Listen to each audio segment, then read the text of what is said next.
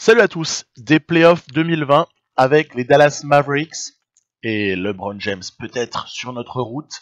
Voilà, c'est ce que je vous propose dans cette vidéo. Donc je suis dans une partie commencée maintenant en janvier, à la mi-janvier environ 2020.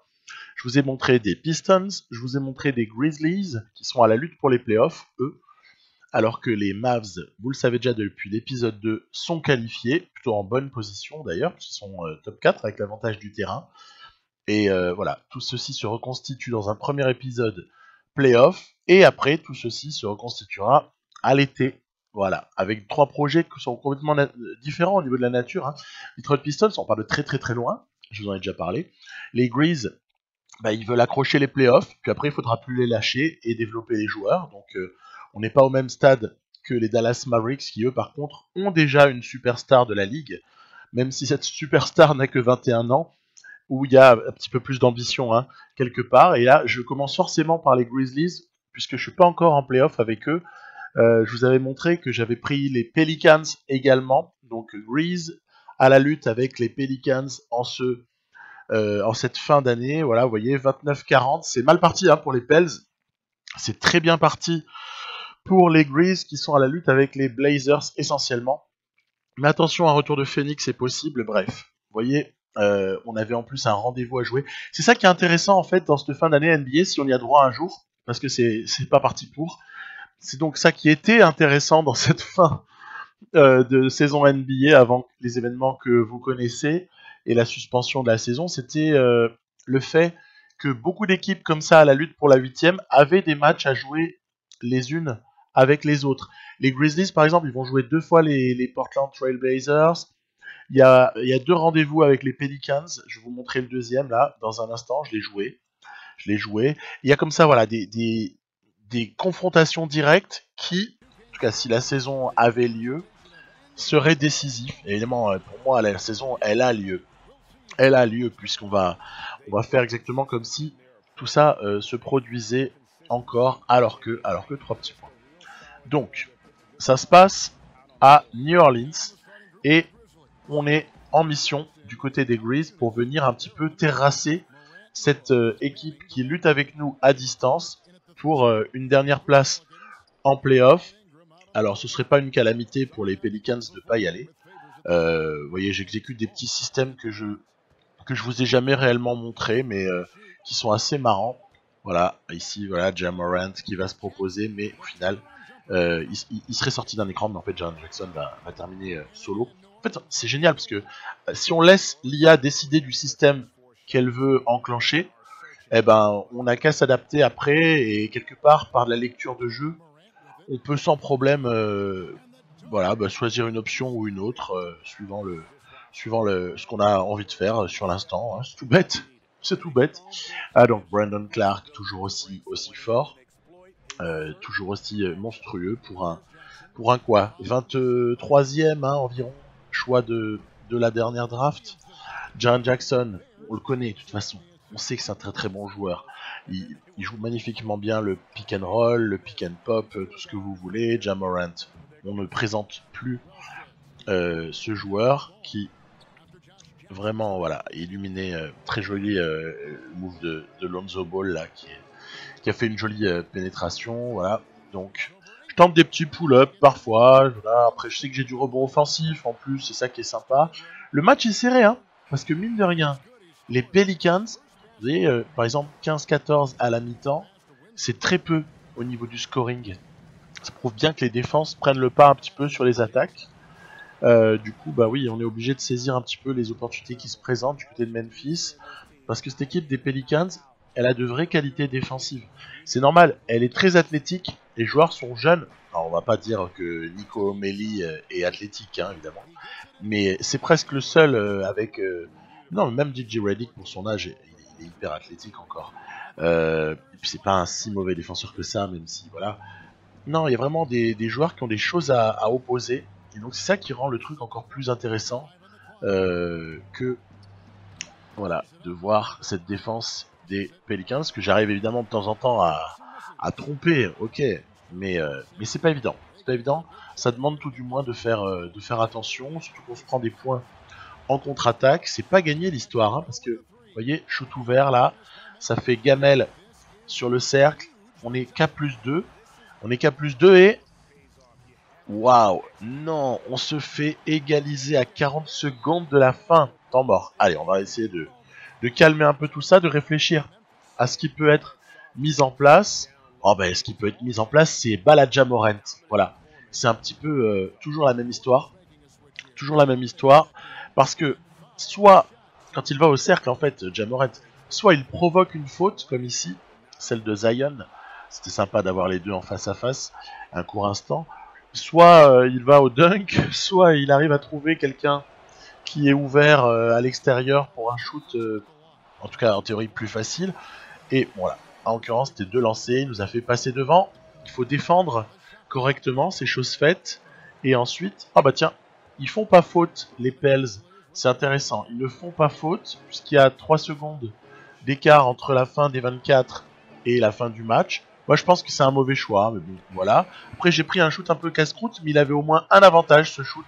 C'est que je l'ai pris à la fin des 24, pour limiter le temps restant au Pelicans, qui en plus avaient encore un temps mort, mais ne l'ont pas pris. Donc, c'est vraiment la mauvaise gestion absolue de cette toute fin de match pour les Pels. On va s'en contenter. C'est pas formidable. Je pense que j'aurai un petit peu mieux à vous montrer tout à l'heure comme production des Grizzlies. D'habitude, je fais des matchs un petit peu plus aboutis, mais je vous dis, la défense des Pelicans m'a énormément gêné. J'ai monté un petit peu le degré de difficulté aussi, je vous en avais parlé. Je suis un petit peu plus dur que Superstar là, et du coup, à des moments, je pioche un peu parce que l'opposition est quand même de qualité. Alors, on va finir la régulière, comme ça, on va pouvoir enfin parler des Dallas Mavericks qui, vous le savez déjà depuis l'épisode 2 avec les Mavs, roulaient assez tranquillement sur la fin de saison, puisqu'ils étaient à la lutte avec les Nuggets pour une potentielle 3e place derrière les Clippers qui vont finir 2e et les Lakers qui vont garder leur première place. Deux équipes de Los Angeles qui paraissent totalement intouchables. Hein. On est tous d'accord là-dessus au fur et à mesure de la saison. On a des confirmations. La finale de conférence à l'Ouest cette année devrait opposer, selon toute logique, les Clippers aux Lakers. Avec une issue par contre vraiment incertaine. Vous voyez que les Pelicans gagnent quelques matchs, c'est pas mal. Redick se pète. Ah, c'est une mauvaise affaire. Faut un peu réagir. C'est peut-être l'occasion de lancer Alexander Walker dans le bain, hein, parce que voilà, je gère un peu les Pels, même si je joue pas avec eux, mais au moins je les gère pour que, on va dire, la rotation soit comme je le souhaite, le roster également. J'ai benché Okafor, par exemple. C'est un choix, hein. Je dis pas que j'ai raison, mais pour moi, Okafor représente pas l'avenir de cette franchise. Je préférais le bencher et plutôt miser sur d'autres joueurs. Par exemple, donner du temps à Jackson Hayes me semble plus intéressant parce que lui, pour le coup, il a un vrai avenir en NBA. On a vu qu'il avait de vraies qualités, Jackson Hayes. Donc voilà, on continue notre petit bonhomme de chemin. Là, je pense que la finale à l'Ouest, ça paraît assez évident à ce stade-là qu'elle sera entre les deux équipes de Los Angeles, sauf si évidemment il y avait un upset de la part, justement au hasard des Dallas Mavericks, sait-on jamais. Mais sur quand même une série de playoffs, ça paraît délicat, quoi. C'est hyper délicat.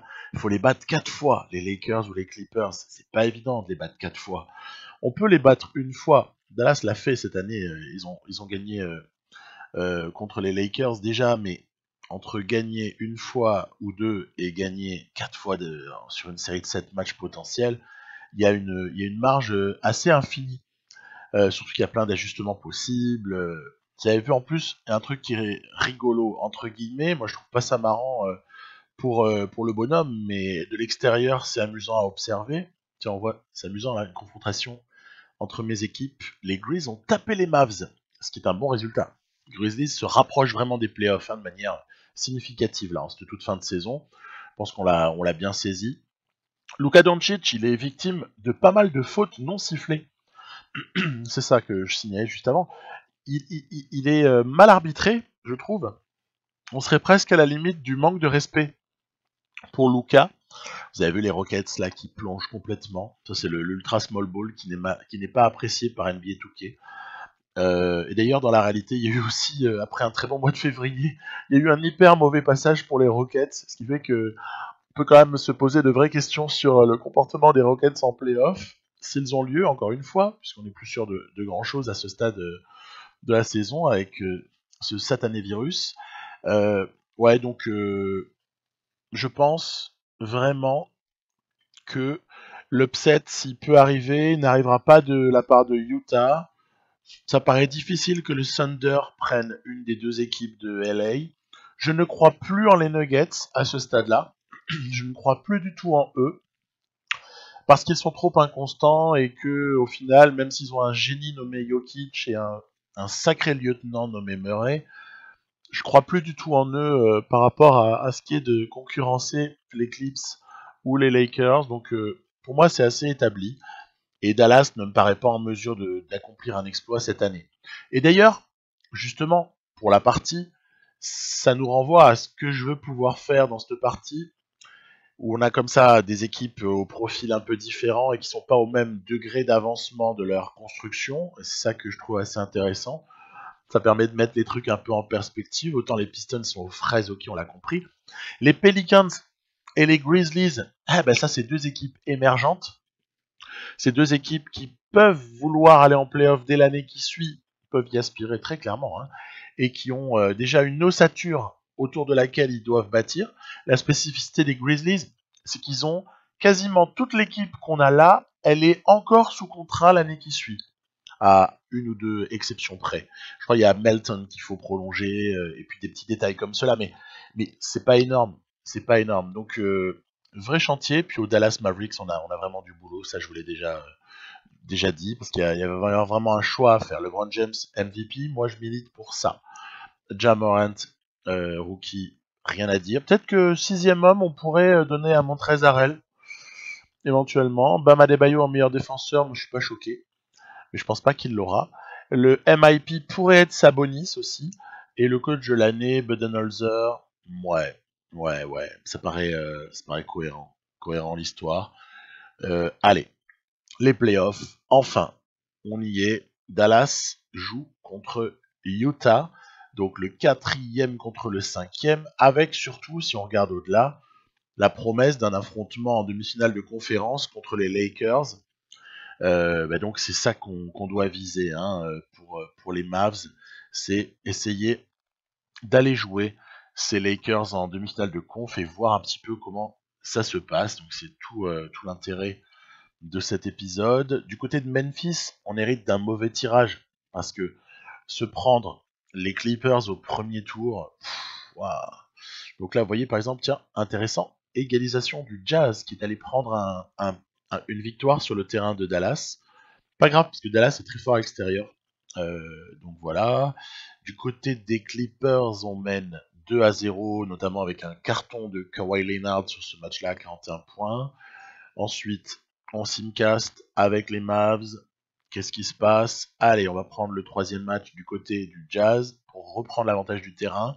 Parfait. Les Clippers sont reçus par contre pour leur troisième match par les Grizzlies qui vont prendre une sacrée victoire. Énorme victoire. Ça, c'est qu'en simulation sur Touquet qu'on va prendre Memphis qui va mettre 30 points aux Clippers en playoff. Parce que je pense pas qu'on puisse assister à un écart pareil, quoi. Dallas qui va carrément mener 3-1. Parfait. Ouh, je sens qu'on va jouer un match. Je sens qu'on va essayer de terminer le boulot au 5e match. Les Clippers qui quand même assoient leur domination sur les Grizzlies. Il y aura peut-être l'occasion de jouer juste après pour survivre. On va voir. Allez, je vais jouer avec Dallas le match 5 en espérant terminer le boulot face à ce Utah Jazz qui honnêtement à 44-38 est pas payé de son année. C'est pas un bon bilan par rapport aux espérances. Notons que Donovan Mitchell est indisponible pour ce match-là, ce qui change quand même pas mal la donne. On pourrait presque se dire du coup c'est pas intéressant. Vous allez voir que le match est quand même costaud. Et puis surtout que peut-être qu'il n'y a pas Donovan Mitchell, mais peut-être que ceux qui sont présents vont nous faire du mal. Vous allez voir notamment, suivez bien le dénommé Mike Conley. Il va plutôt pas mal jouer le bougre. Voilà. Après, moi je donne la balle à Luka. Hein, c'est et d'une parce que c'est le meilleur choix. On peut aussi l'utiliser en spot-up shooter, mais je pense pas que ce soit la priorité à donner pour l'utilisation d'un joueur comme Luka Doncic. Voilà, Mike Conley qui est parti là, voilà, hop, c'est parti, ça va être un festival. Donc Luka, premièrement, parce que c'est Luka, il faut lui donner le ballon. Et puis deuxièmement, parce que tout simplement dans le jeu, il y a aussi moyen comme ça de faire très fort avec lui. Donc je lui donne le ballon dès que c'est possible. Et après, charge à lui de créer ou bien de conclure. Ça, c'est selon les opportunités qui se présentent. On a un petit moment de maladresse au shoot qui permet à Utah de prendre les devants. Et ici, par exemple, Clarkson, qui est venu comme ça planter le plus 6. Mike Conley va aussi ramener les choses à plus 6 en troisième quart-temps. Voire même, regardez là, plus 8. Et oui, Mike Conley est déjà super match, hein, franchement. Donc je m'accroche. Je sais que c'est toujours avec la défense. Là, c'est carrément plus 7 ramené par Joe Ingles. Pourtant, j'essaie de défendre en tout cas. C'est pas toujours évident avec ces Mavs. Et voilà, dès qu'il y a des prises à 2, on ressort, on décale. Mais il y a encore voilà quelques vilains points d'avance là pour Utah. Il aura fallu tout le talent de Doncic pour aller arracher le retour à -3, qui est vital si on veut encore espérer des choses dans ce match-là. Et c'est Porzingis qui va, après un nouveau 2+1 de Utah, nous ramener encore à -3. Vous voyez, je lutte. Hein. Je lutte pour arracher l'éventuelle prolongation ou pour arracher la victoire. C'est ce qu'on verra. Mais je parlais de prolongation parce qu'il y avait 3 points d'écart et que on est quand même mal. Hein. Regardez encore Jordan Clarkson qui fait passer à plus 4. Derrière Mike Conley en pénétration pour Rudy Gobert qui plante. On revient toujours à plus 4 pour le Jazz. Ils me font une sacrée opposition. Hein. Encore une fois, c'est peut-être parce que j'ai remonté le niveau de difficulté, mais je galère. Je galère vraiment. Il y a eu un lancer franc et un autre de raté. Il nous faut un 3 points impératif. Il nous faut 3 points. C'est raté. Aïe aïe aïe. -3. Et on aura 9 secondes environ de laps de temps entre la fin des 24 et la fin du match. Donc je choisis de la défendre, cette possession. Bien évidemment, on ne fait surtout pas faute. C'est pas évident, hein. C'est pas évident. Et on va quand même arracher le ballon, puisqu'il y a eu un pied en touche ici. Donc voilà. 10 secondes. C'est maintenant. C'est maintenant. Et c'est vrai qu'il y a un super démarquage de Dylan Wright qui va comme ça chercher ce panier qui peut nous espérer, lui permet d'espérer la prolongation, pardon. Et derrière, faut juste ne pas encaisser. Oh là là, c'était pas loin. Hein. C'était pas loin, Mike Conley, de donner la victoire au Jazz. Ça va donc en prolongation. Et en prolongation, bah, je vais essayer de me reprendre un petit peu, revenir sur les bases. Bala Doncic. On essaye d'exploiter au maximum la présence de Kristaps Porzingis, soit en pick and roll ou surtout en pick and pop. Puisqu'il permet, s'il attire la défense, il permet évidemment au grand, en l'occurrence Rudy Gobert, puisque je fais jouer Porzingis en 5, c'est assez stratégique. Je fais jouer Porzingis en 5 pour que Gobert soit obligé de sortir, et du coup je peux pénétrer. Voilà, ça le projet. Ici, on voit encore une fois Mike Conley qui ramène alors qu'on avait pris un tout petit écart. Luka Doncic réalise un magnifique match, hein, mais ça ne suffit toujours pas. Ouf, celui-là il fait du bien. On est à +2, on a la balle. Alors, c'est le moment de ne pas galvauder cette avance. On va essayer de jouer ici. Voilà, Hardaway dans le corner, mais non, c'est pas possible. Balle à Porzingis. Et on va se retourner profitant du mismatch et aller provoquer une faute intéressante. Ouais, il n'y a plus que ça dans ces moments-là. C'est aller provoquer, chercher les lancers. Hein. Vraiment intéressant. Regardez les mismatchs aussi. Essayez d'avoir comme ça un petit défenseur sur un attaquant de plus grande taille par exemple, voilà, comme à l'instant. Et c'est Joe Ingles qui ramène à -2 pour le Jazz. Donc voilà, on a 2 points d'avance. On a la balle à Luka. Allez, on va essayer de pas être ridicule, mais c'est pas évident. C'est pas évident. L'écran est posé par Kristaps Porzingis qui va avoir l'occasion. Oh là là, raté. C'est pas possible. Il rate son petit shoot à mi-distance là, ce qui fait qu'on est encore à portée de fusil. On peut encore être battu si Utah marque à 3 points. Alors Waconley choisit plutôt la pénétration. Derrière, c'est contré et récupéré. Là, ça sent bon. Là, à ce stade-là, ça sent plus que bon. Il aura fallu cette défense monstrueuse. Derrière, en plus, je rate les 2 lancers. Non, mais c'est une farce. Finney-Smith. Je rate avec Finney-Smith les lancers. J'aurais pas dû. Waouh. Ça s'est joué à très peu. Donc, ça va faire 4-1. Qualification des Dallas Mavericks. Ça va faire 4-1. Mais c'était vraiment acquis dans la douleur. Et ce, malgré un joli pourcentage à 3 points. Donc, non, vraiment, belle résistance du Jazz. Ils m'ont vraiment enquiquiné. Et on s'en sort finalement pas si mal après prolongation. Voilà, on verra notamment que Hardaway a été bon, mais ça n'est pas une surprise. Que le duo Porzingis-Doncic en extrapolé, ça fait 80 points. Bah oui, mais on n'est pas surpris. Et que du côté du Jazz, il y a une marque qui est presque répartie. Hein, attention, hein, ils ont été bons. Ils ont été très résistants. Et puis, on se retrouve là à se dire, bon, est-ce que je joue carrément un match 5 avec les Grizzlies? Ou est-ce que quand même je regarde pas si voilà, on arrache. Voilà, déjà jouer à 2-3, ça a plus de sens parce qu'il y a l'espoir d'arracher un match 7. Hein, donc c'est ce que je me dis. Tiens, à ce moment-là, le pauvre Josh Jackson se pète pour tout le reste de la saison, ce qui veut dire que je vais devoir répartir mes minutes un petit peu différemment. Vous avez vu, j'avais fait passer Justice Winslow dans le 5, profitant du fait que Brandon Clark, en tant que rookie, ne râle pas s'il n'est pas titulaire dans le 5 majeur. Par contre, il a beaucoup de minutes, parce que pour moi, c'est un élément essentiel. Donc voilà, on réajuste un petit peu, on donne un petit peu plus de minutes à certains, etc. Je n'élargis pas la rotation, malgré cette blessure de Josh Jackson. Je préfère la restreindre au contraire. Donc pour donner beaucoup de minutes aux mecs sur lesquels j'ai le plus de confiance. Et puis c'est ce qu'on va voir maintenant. Est-ce qu'il y a moyen de battre ces Clippers alors qu'on voit que Milwaukee, Boston, Toronto sont qualifiés à l'Est? Alors, il y a plusieurs questions avec les Clippers. La première, c'est qu'est-ce qu'on espère opposer à Kawhi Leonard et à Paul George, par exemple, et comment est-ce qu'on construit aussi notre attaque? Parce qu'en fait, déjà, une fois que le problème de la défense sur ces deux mutants, surtout Kawhi, hein, mais quand même, hein, Paul George est capable aussi de prendre vraiment chaleur. Une fois que ce problème-là défensif est réglé, eh bien, il y a tout de suite la question de ce qu'on peut proposer en attaque. Alors moi, ce sur quoi je me suis attaché, c'est cibler certains défenseurs. Voilà, certains défenseurs, je les ai ciblés de manière assez claire.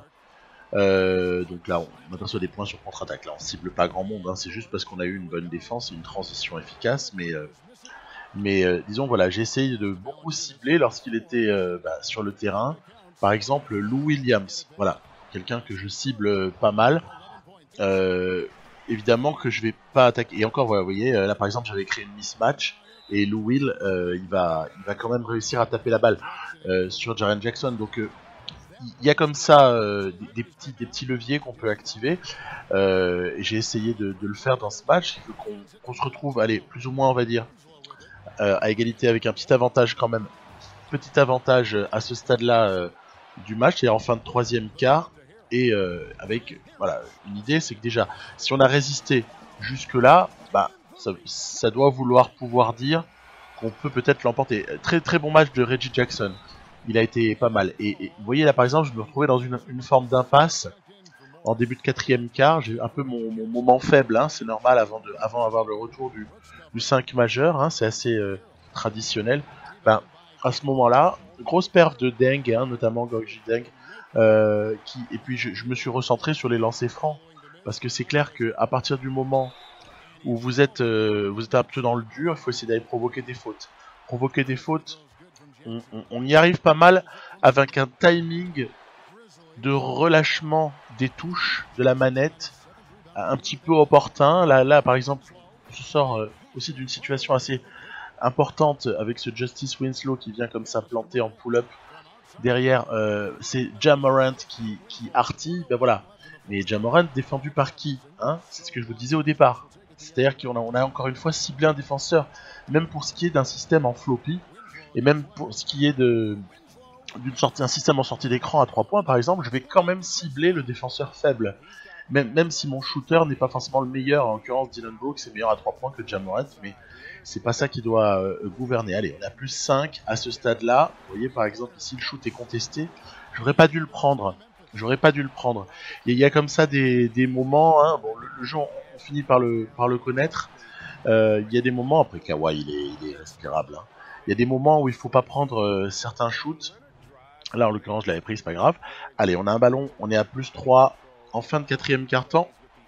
On a un ballon pour pouvoir éventuellement clore le match. On va voir un petit peu ce qui se passe. L'appel a été bien suivi, l'appel de Ja Morant a été bien suivi par Lou Williams qui défend dessus. Beverly est blessé.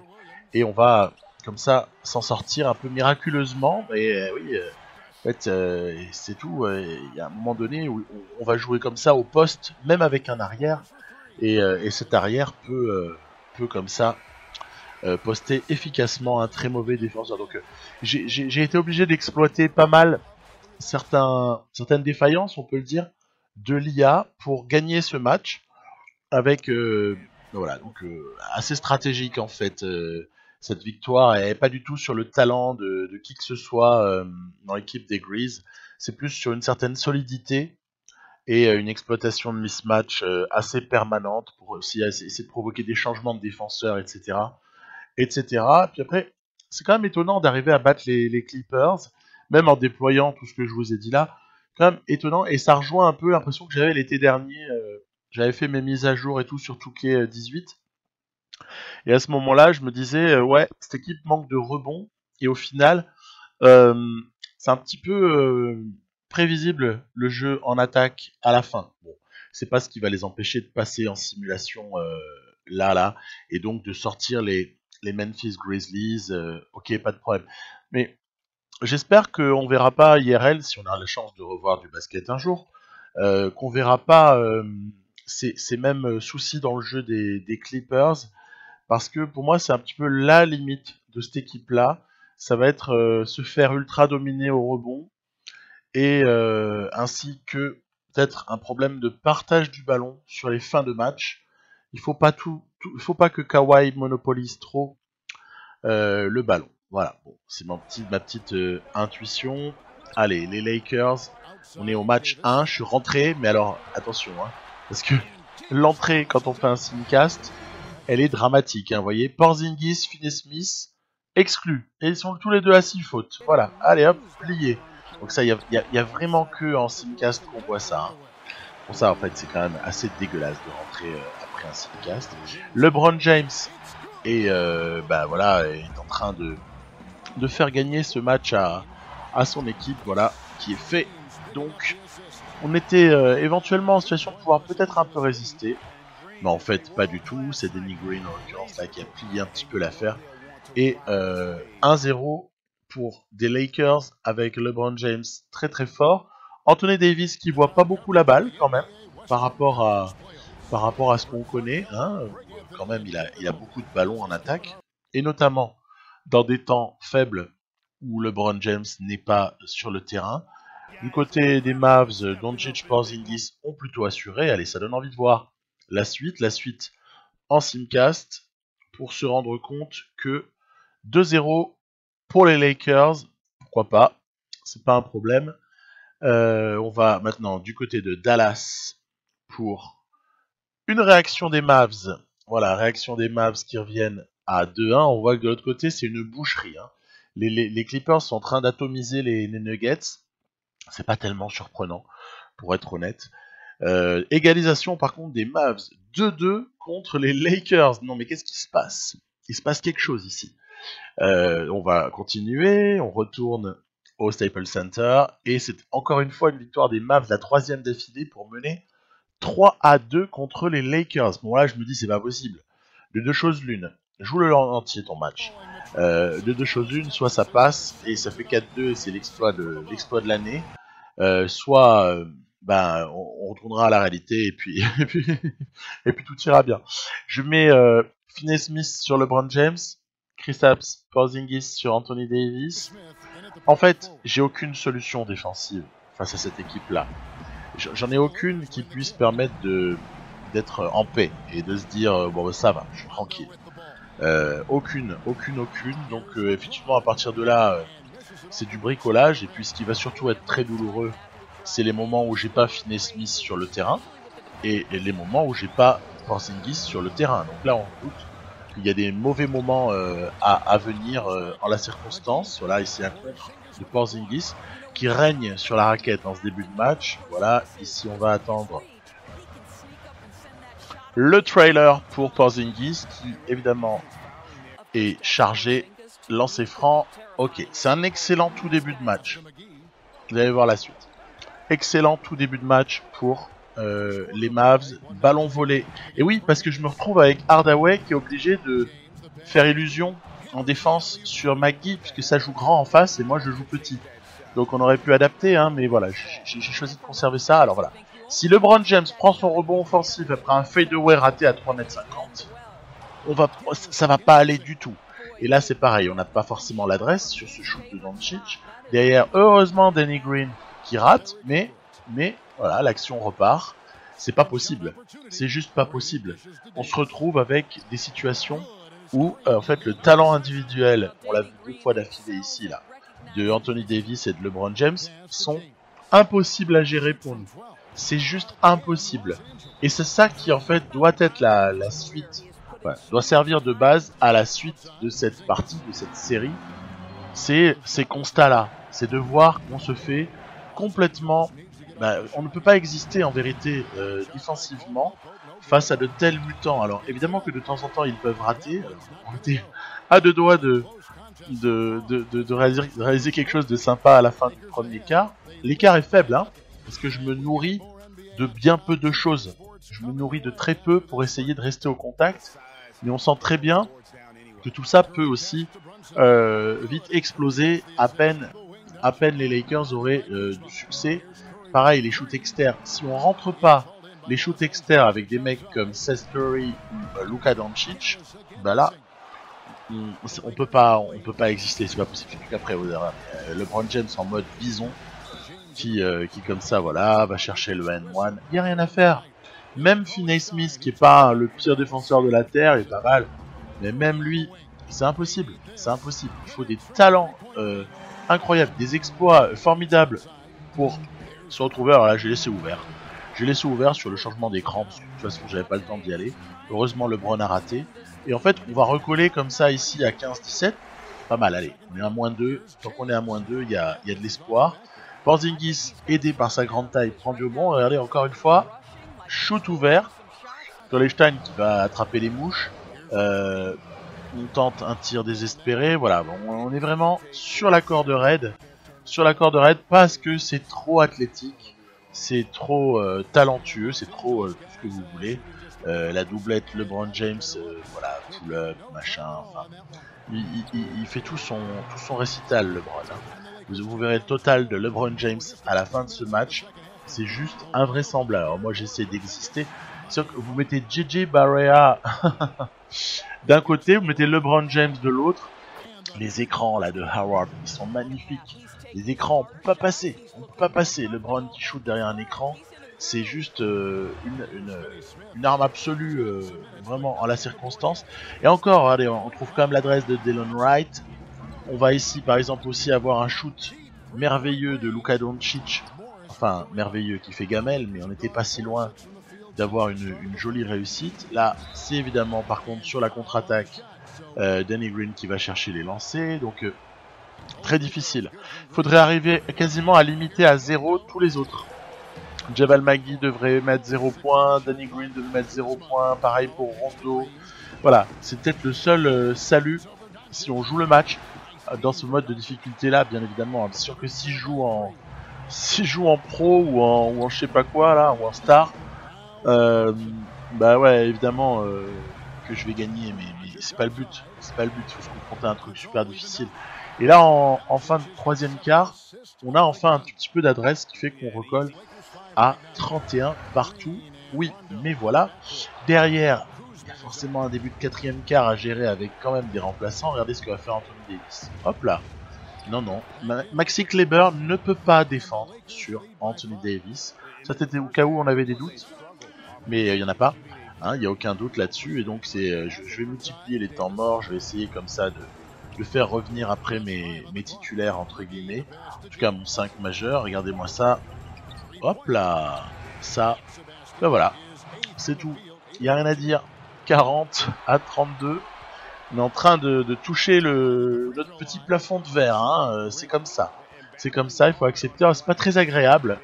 C'est pas très agréable de se retrouver dans cette situation-là parce qu'on se fait complètement démonter par LeBron et aussi par intermittence par Anthony Davis. On peut pas dire que réellement l'exécution de système soit salvatrice parce qu'à des moments c'est juste des shoots ouverts qui rentrent pas parce que c'est codé. Et puis en face, bon, voilà, c'est très rare que LeBron James rate. Nous, on a la possibilité avec Luka d'aller chercher comme ça ici la faute de Danny Green. Alors il y avait un écart considérable à un moment donné, on était à 9 points là. On revient à 5 points. Allez, est-ce qu'il resterait pas un semblant d'écart puisque une minute, il y a encore moyen de tuer 2 possessions si on shoot très vite sur les nôtres. Et je crois que ça, c'est un petit peu le shoot qui... enfin l'action, pardon, qui décide d'une fin pour nous. 3 possessions, 50 secondes, c'est un peu délicat, surtout qu'on n'arrive pas à trouver un tir vraiment franc du côté des Mavs. Alors là, oui, voilà, je vais avoir comme ça une sortie d'écran pour Luka Doncic qui va nous ramener à 4 points. 4 points, ça reste encore 2 possessions, il reste 40 secondes, c'est délicat. Il y a un moment donné où il faudra faire faute ou alors récupérer la balle. Voilà, donc c'est tout l'enjeu. Et ici, heureusement, Rondo se dépêchait de prendre le shoot. Mais le rebond offensif est pris par Anthony Davis. Et derrière, allez. Eh ben non, pas aller. Puisque en fait, le ballon a été encore une fois touché par Anthony Davis. Ce qui fait que, malgré le vol de ballon de Doncic qui arrive peut-être un tout petit peu trop tard, surtout qu'on n'a pas de solution ouverte vraiment contre-attaque, le repli des Lakers a été excellent. On se retrouve, je demande temps mort, juste pour voir si on peut pas encore essayer un dernier petit truc pour au moins mettre un shoot et espérer, faire faute, etc. Mais j'obtiens pas la position que je voulais réellement. 2 secondes, 1 seconde, 0. Voilà.